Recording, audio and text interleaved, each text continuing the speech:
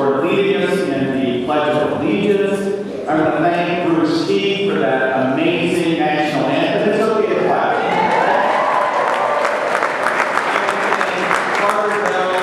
President of the University of the Democrats, for her remarks.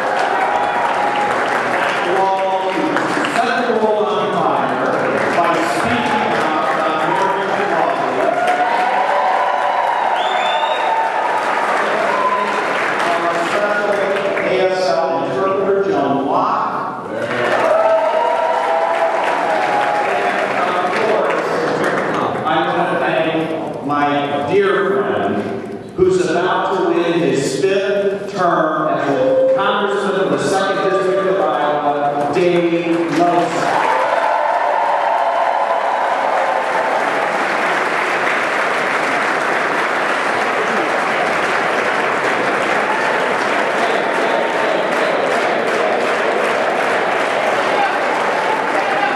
But I also want to talk about a very special guest. An inspirational woman who is known throughout the state of Iowa. I'm talking about my mom, Marcia Ray.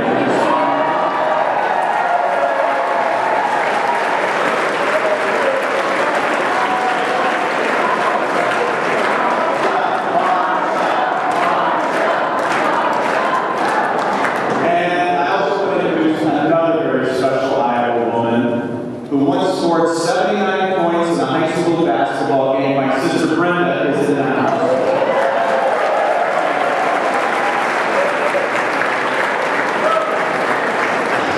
And there are also 2 very special Iowa teachers here with us today, and that's my aunt and uncle from Davenport, Scott and Jeannie Sherwood. Thank you for that.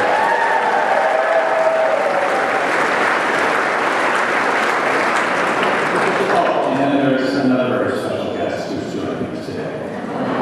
Michelle Obama, the first lady.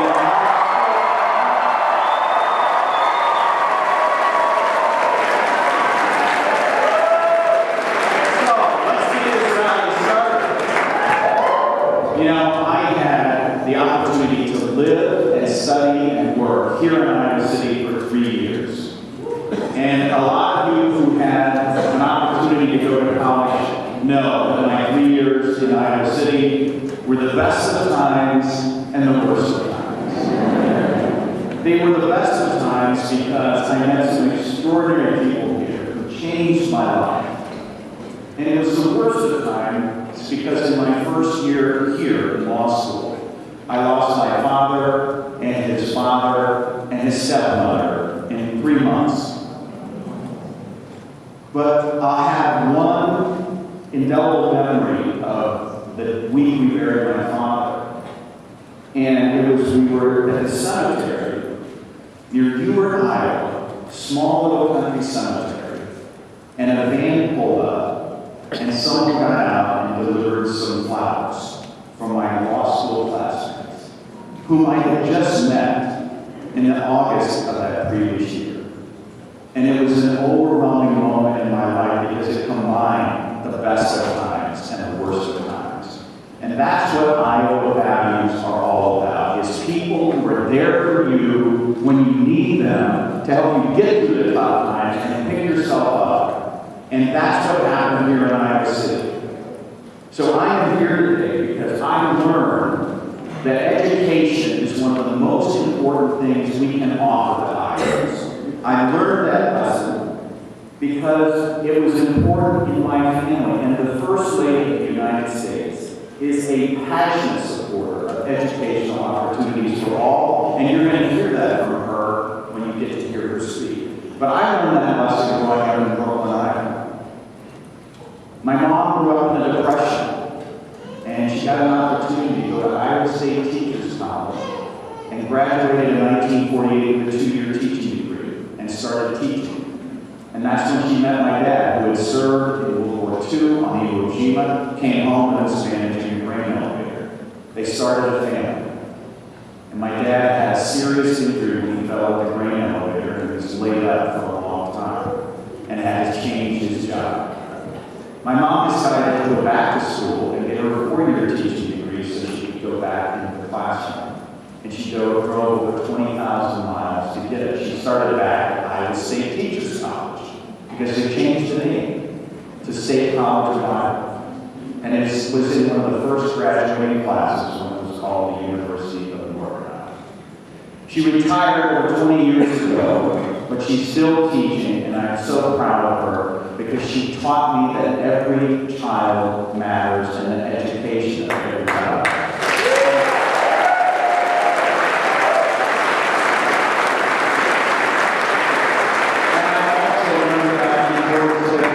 For my wife Carolyn, who started her career as a preschool teacher and found out that preschool teachers barely make more than minimum wage, even though they have the most important jobs in the world. So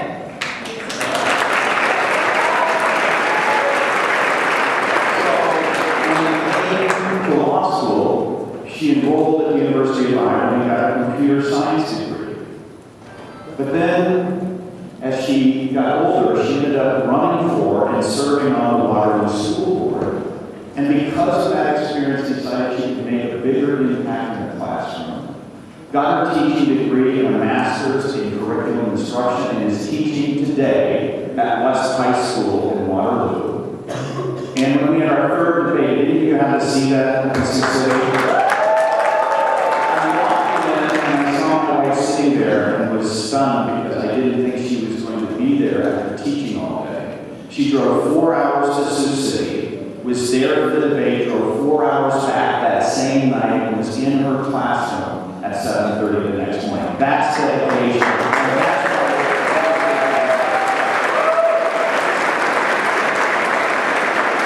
And I'm here today because I'm deeply concerned that the rising cost of college education and the huge debt that students take with them is preventing other people from having the same educational opportunities that I had when I was a student.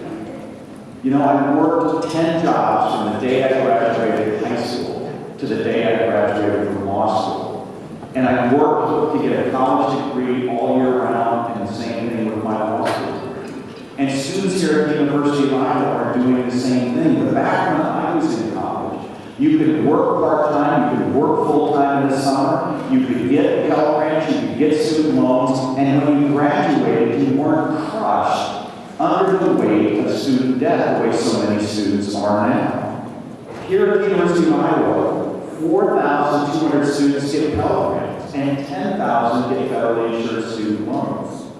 We need to make sure that those students and the students who are working part-time, which is most of the students here, or in work study, have the opportunity. And that's why we need to do everything possible we can to make college affordable and reduce student debt. And my promise to you is I will always fight to make college affordable for Iowa students, no matter who you are, where you come from. You deserve to have your dreams come true the same way that I was able to grow up.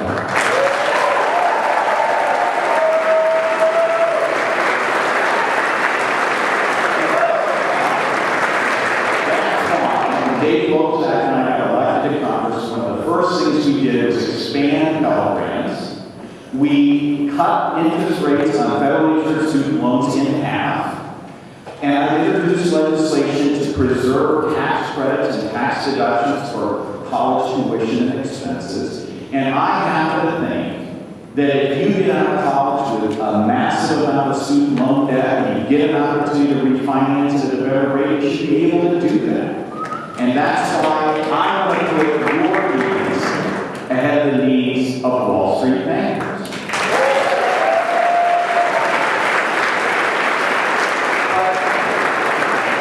On college affordability, the difference between Joni Ernst and me could not be greater, because she wants to privatize student loans, get the federal government out of the student loan business, and she wants to eliminate the Department of Education, which oversees Pell Grants and work studies and student loans.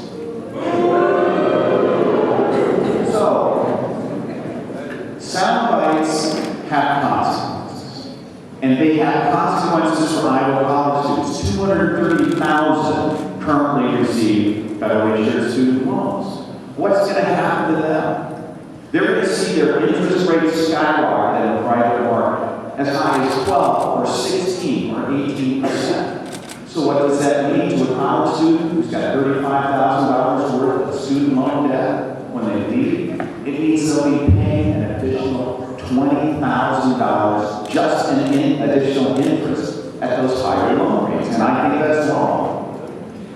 And one of the things that we know is that when you leave with student loan debt, it's going to take you longer to buy things and circulate money in a community and give other people economic opportunities because you're spending your hard-earned money when you're having to pay so much off student loan debt. I think we need to keep Wall Street bankers' hands out of your pockets. Senator Ernst wants to put them back in your pockets. I think that's wrong. That's why we got the middlemen out of student loans in the first place, to keep student interest.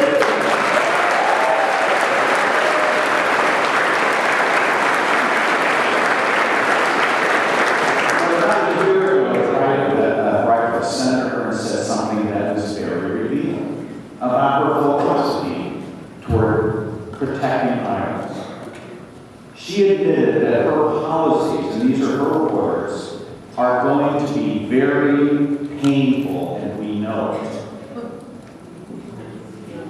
You know, inflicting pain doesn't put Iowa first, and it doesn't put you first. So, my question for Senator Ernst is, why don't you inflict a little pain on the secret donors who are helping the Koch brothers and their billionaire friends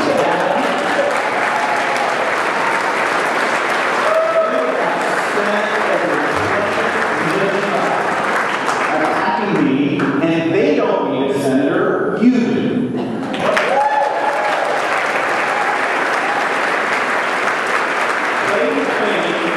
That their secret money matters more than your vote. I say they're wrong, and we have 14 days to prove that wrong. So if you believe like me that raising the minimum wage and giving 300,000 Iowans a pay raise is a priority, especially since 180,000 of them are women and almost 150,000 are over the age of 30 and 100,000 have children. And if you agree with me that somebody working full-time in a minimum wage job making $15,000 a year is ridiculous, then I need your help over these next 14 days.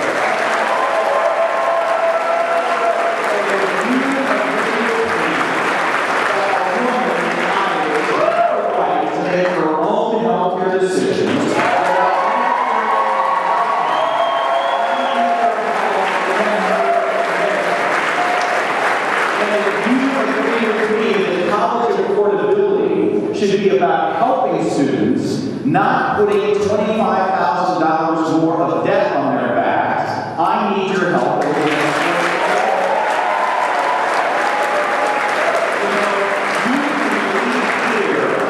After you're inspired by the First Lady of the United States, and you can go to the old Capitol Mall and vote right now.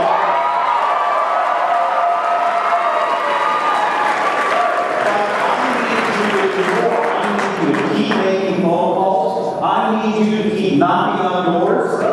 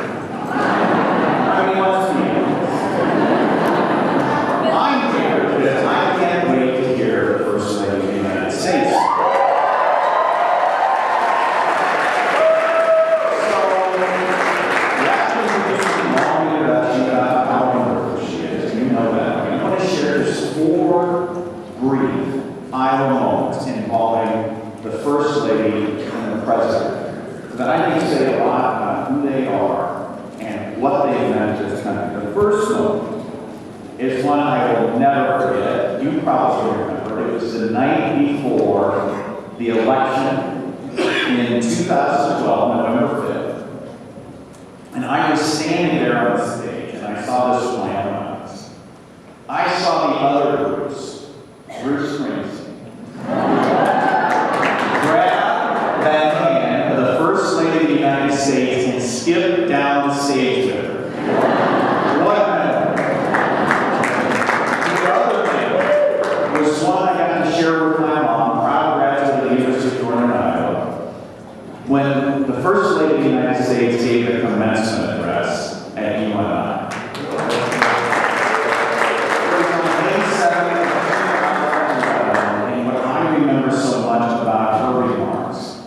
Was how she inspired those students to always remember their Iowa values, the ones we've been talking about today. The belief that you are only as good as the community you live in and the people that you commit to helping every day. And that's why those students walked out of there inspired to go out and make the world a better place.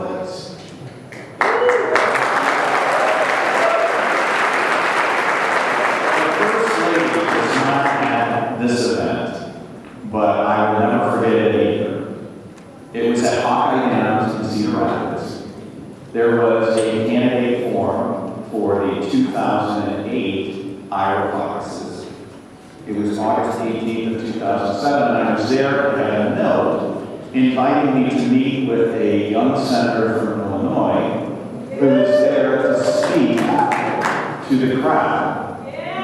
And I walked into an RV, and I sat down with Senator Obama, and we were having a great conversation when his cell phone went off. And this was in the clamshell days for some of you younger people.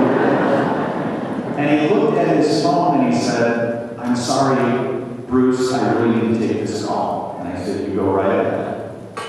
And I was sitting right across from him, so I was kind of eavesdropping. And he got a big smile on his face, and he kept, And after about 3 or 4 minutes, he said goodbye, said, "I love you," on the phone. And he said, "I'm really sorry, man, that's my daughter, Malia. She's going to her first Beyonce concert tonight."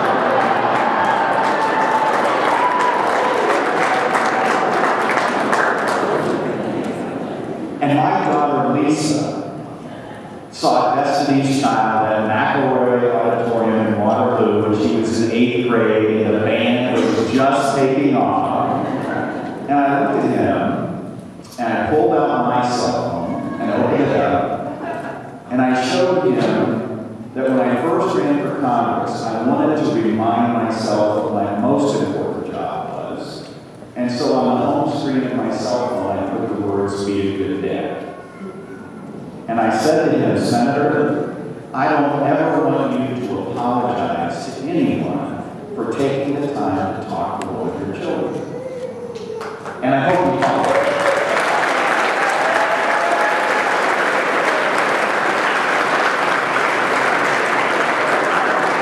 The last moment I'm going to share with you is deeply personal and emotional to me. It was the first time in the 2012 campaign that the First Lady and the President had a united campaign together. And it happened in Dubuque, Iowa on August 15th, 2012. And the First Lady introduced the President. And she was introduced at that rally by a brave young woman named Joni Ernst. Now, the first time I met Joni Ernst was after my staff and I helped her husband, Andrew, a veteran of the Iraq War, get an adaptability grant after he became paralyzed from the chest down. And it was through the Veterans Administration. And we stopped by their house to get a chance to meet them and talk about what this is going to mean to their family. And as we walked into their kitchen in Dubuque, I saw Andrew, who was just beaming. He was so happy. Jenny was holding her son Brody in her arms. And what I noticed was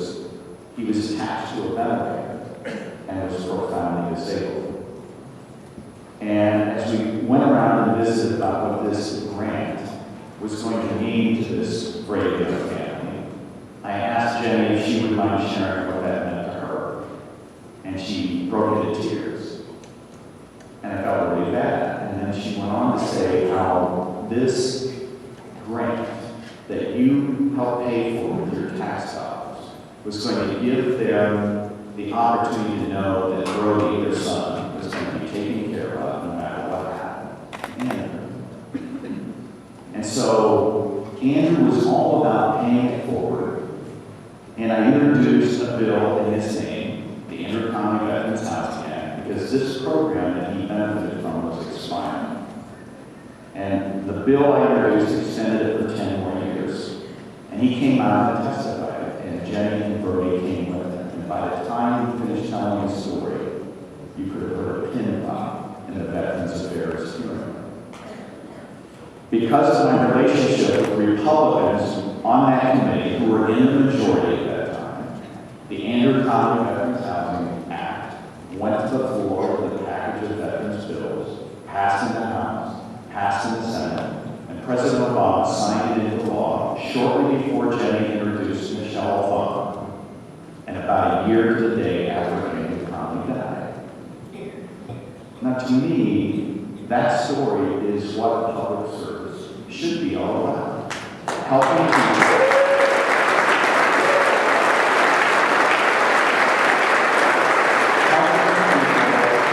Who need your help, and using their stories to pass better public policy. So that's why we're here, and that's what's at stake in the next 14 days. So it's time for us to stop waiting and hear from the First Lady of the United States of America. Please give a warm on-Iowa welcome to Michelle Obama.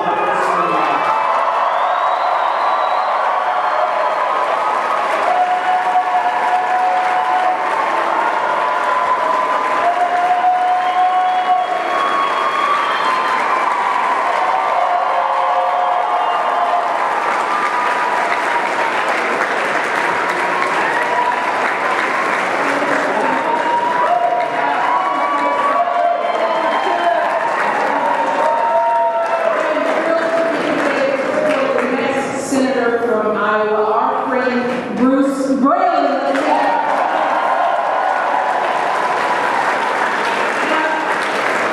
me say that one more time. Bruce Braley.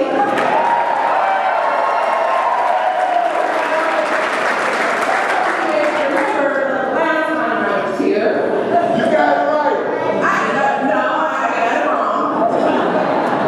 A couple times, but I sort of laughed at myself because I thought people should follow me home because talking to Leah Sasha, and I never called them the right names. Like, who are you? I call Barack, Bo, it never works out. But although I may have slipped up on Bruce's name a couple of times, what I know I got right are Bruce's values. And that's really what you can hear from his stories, his life story, you know his heart is where it needs to be. You know this is a man of excellent character. You know that he's someone who understands family. You know he's someone who's going to commit to the people of this state every single day, and that's why I'm back in Iowa today.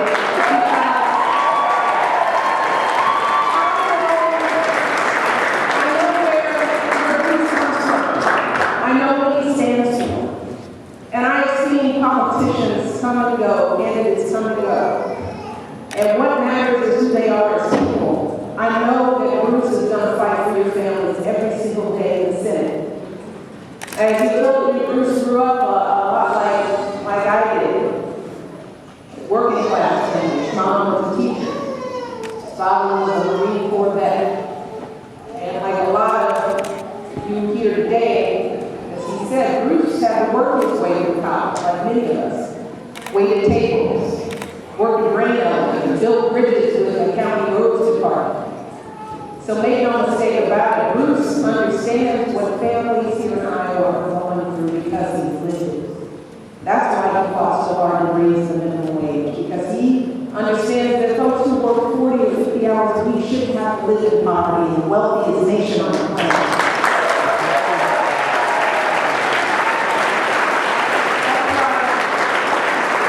Bruce believes that after a lifetime of hard work, folks should be able to retire with dignity and security. That's why he worked so hard to protect Social Security and Medicare. And of course, when it comes to helping young people afford college, you heard him talk. You all have a true champion in Bruce Braley. He has worked tirelessly with the state government to keep his rates low for student loans, help graduates refinance their loans at a lower rate. And I know there are a lot of students here, right?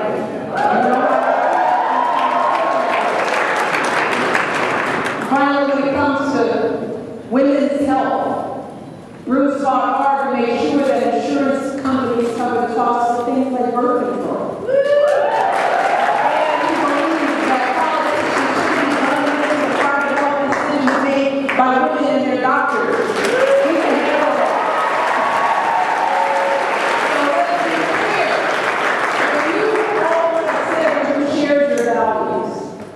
And we'll stand up for you and your families out in Washington, and you need to elect Bruce Braley to the U.S. Senate. We gotta get this done. We can do this.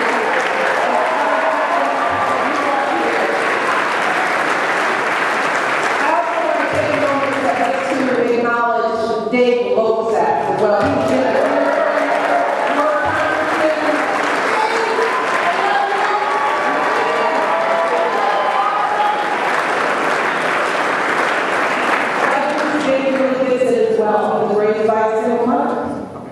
who struggled making his feet. And during his time in Congress, Dave has worked tirelessly to create good manufacturing jobs here, to support our seniors, to give our kids the opportunities that he had to build a better life for himself. He wants our young people to have the same opportunities. So when you vote for Bruce, I want you all in the second district to be sure to vote for Dave Lotzak as well.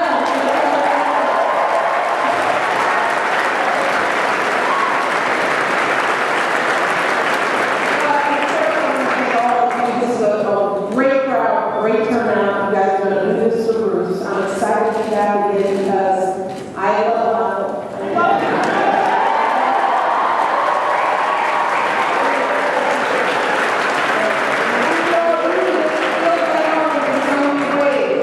And I said this when I was in Des Moines, but it's worth repeating.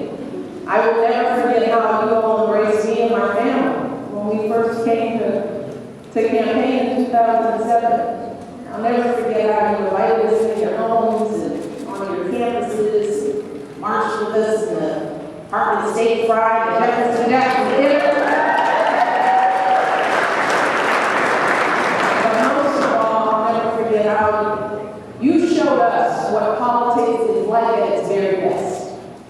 When people take the time to really get to know their candidates and to engage in the issues that are at stake. And that's really what I wanted to come to Iowa City today to talk with all of you, to many of our young people, also to those young at heart. People here too. But I want to spend a little more time talking to young people, because this election is really about you guys. It really is. It's about your hopes and your dreams and the world that you want to pass on to your kids and your grandkids. But I know that despite that fundamental truth, I know that too many young people feel that elections just don't matter. That politics really doesn't make a difference. So they think, why bother to show up? Why bother to vote? Anybody here know anybody like that? Yeah. So I want you to know that if there's anybody here who feels that way, or you know someone who feels this way, I just want to give you some facts. I mean, you heard from Bruce. He made some excellent points about what this election can mean for your education. But I want you to think about all the change that we made these past 6 under President Barack Obama.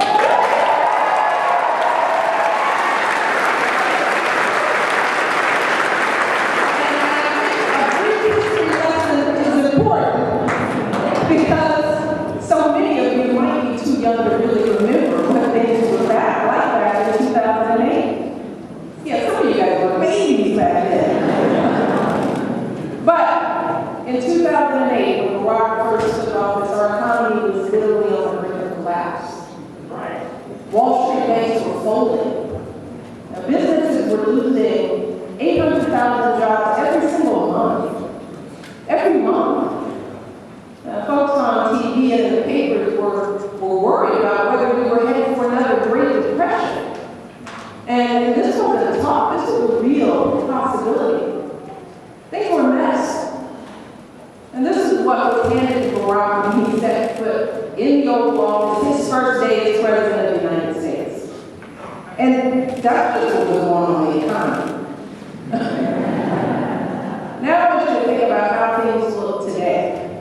Just 6 years later, 6 years worth of work. By almost every economic measure, we are better off today than when Barack took office.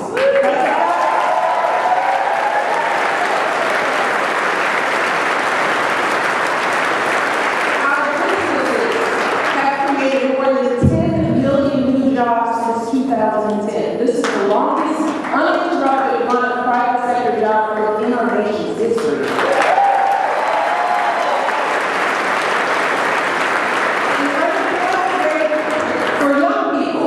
Is down from a high of 10.6% in 2009 to 6.2% today. More young people are graduating from college than ever before. I love that.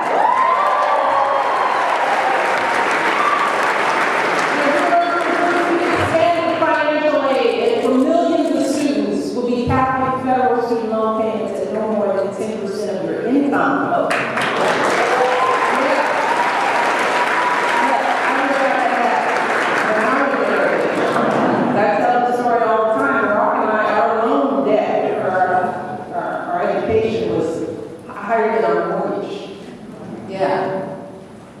Because as Bruce understands, we do this because, you shouldn't have to be buried in debt like we were when we just getting started in life. So these things are important. Under the Affordable Care Act, millions of young people have health care.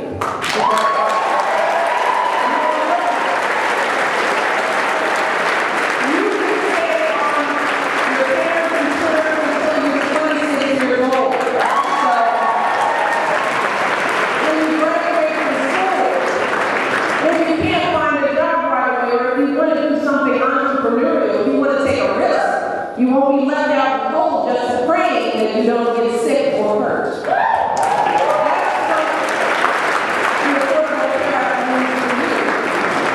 And for the last 6 years, we've had a president who shares our most fundamental values. A president who ends hurtful policies like don't ask, don't tell.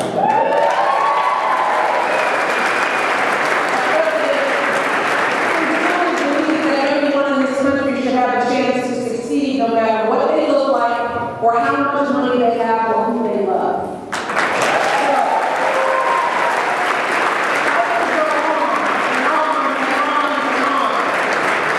But if anyone ever tells you that elections don't matter, I want you to tell them to look back at the last 6 years. Tell them about all those 2 elections, how they changed the course of history in this country. And tell them that the same is true this year, right here in Iowa. You have a chance. You see, in this election, you have an opportunity to vote for senators who truly share your values. Someone who's going to fight to create a good job, make sure those jobs pay a decent wage, someone who's going to build good schools, make college more affordable, someone who's going to fight for equal pay for women, and who's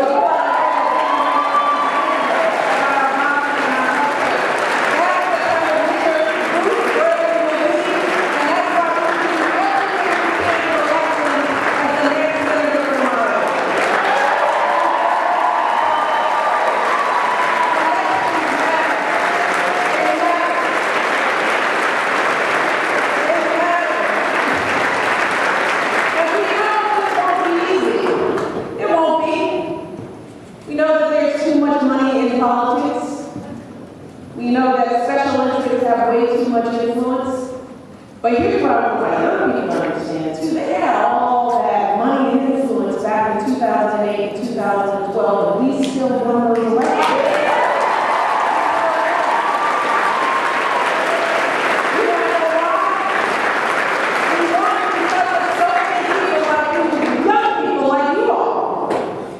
For years, folks counted young people out. That was the conventional wisdom. And young people don't care. That young people aren't engaged and won't show up on election day.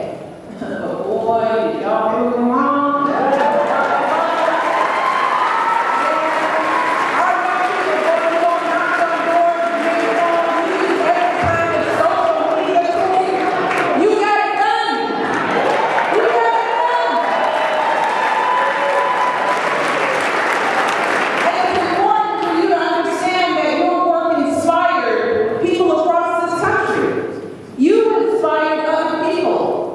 To get to the polls and cast their votes.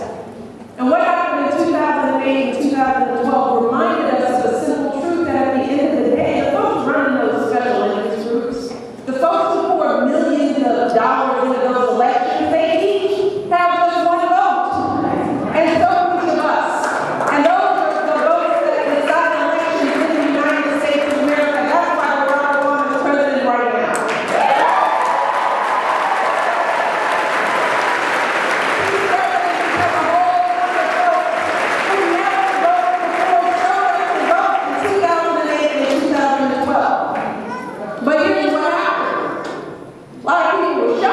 When Barack won. They were counting on folks like us to stay home. Barack won because record numbers of women and minorities and young people showed up. What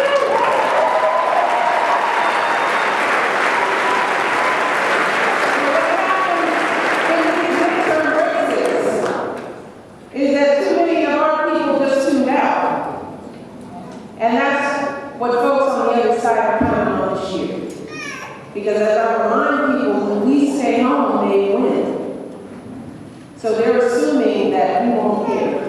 They're hoping that we won't be organized and energized. They're praying that we just sit back and only we can prove them wrong. Make no mistake about it, this race is going to be tight. We know that races like this can be won or lost by just a few thousand, even a few hundred votes. Just think about what happened in the 2012 presidential election here in Iowa. The outcome of that race was decided by about 46,000 votes.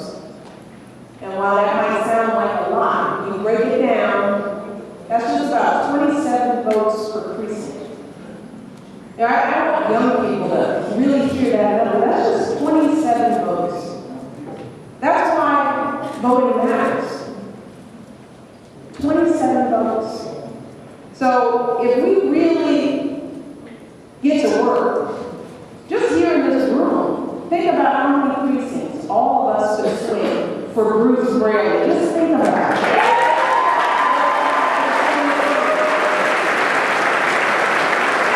So young people, this election is on us. It's on us. Your future is on us. Our future is on us. We got to get this done. We can't wait around for anyone else to do this. We got to get people organized and energized. We got to get them out to vote. And you can get started right now. Dave, we'll be practical right now.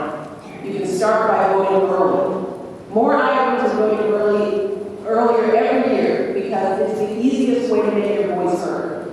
You can request your ballot by mail right here at this event, or you can go to vote.brucebraley.com.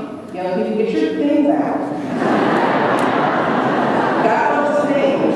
Press them really fast and get information. And then you can show some of the young heart people how to do it too. That's vote.brucebraley.com, or even better, you can vote early in person right now.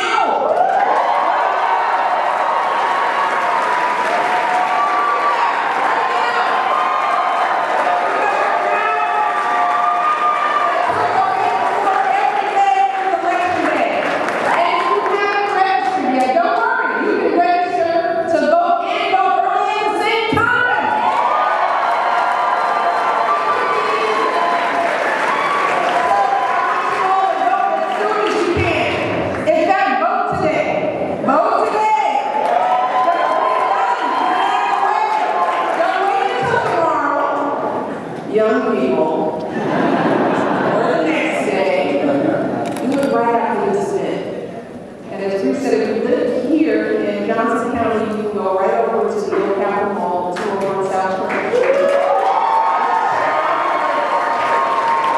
That location is open Monday through Friday from 11 a.m. to 5 p.m. And be sure to bring everyone you know along with you to vote.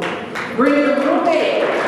Bring your teammate. Bring folks from your fraternity or sorority. Bring folks you met at the party that weekend. Get met with the parents. Those who met in the library studying.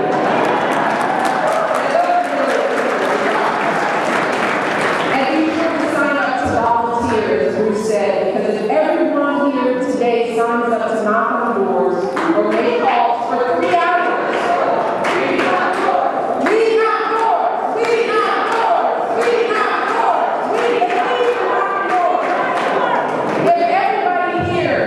invest those 3 hours, and I'm confident that we will win this election. So for just 3 hours of your time, you will get 6 years of an outstanding senator who will carry on Tom Harkin's legacy.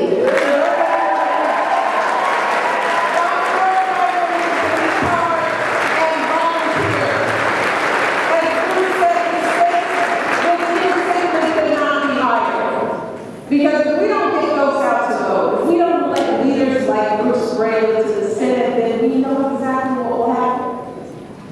We will see more folks interfering in women's private decisions about our health care. We'll see more opposition to immigration reform, to raising the minimum wage for hardworking folks. So I want to be very clear.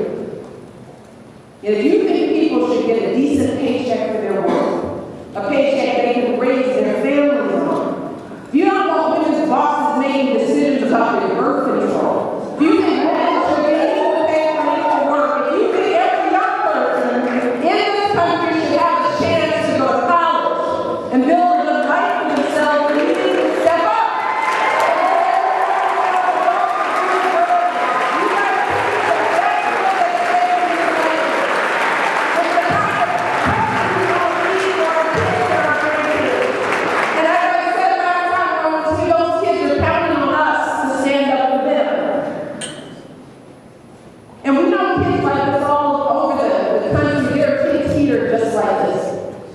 Who are working hard, doing their best, under some incredible odds.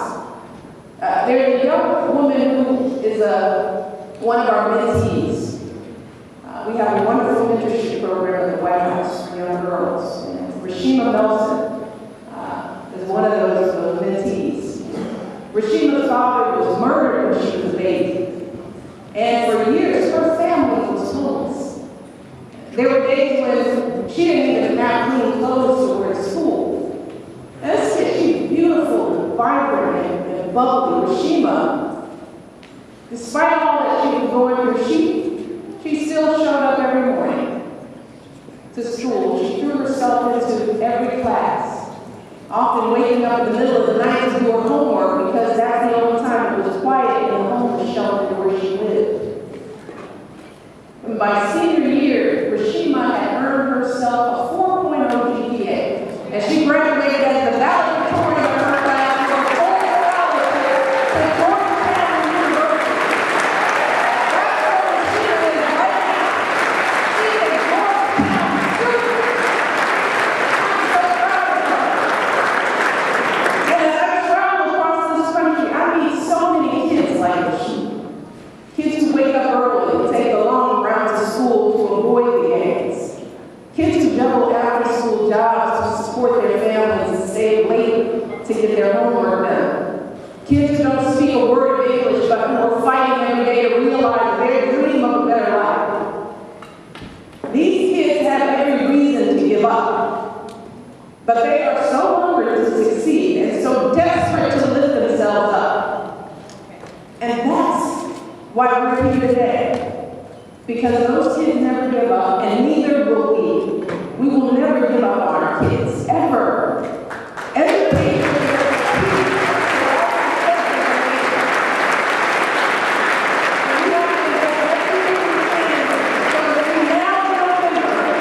we need to be organized for them.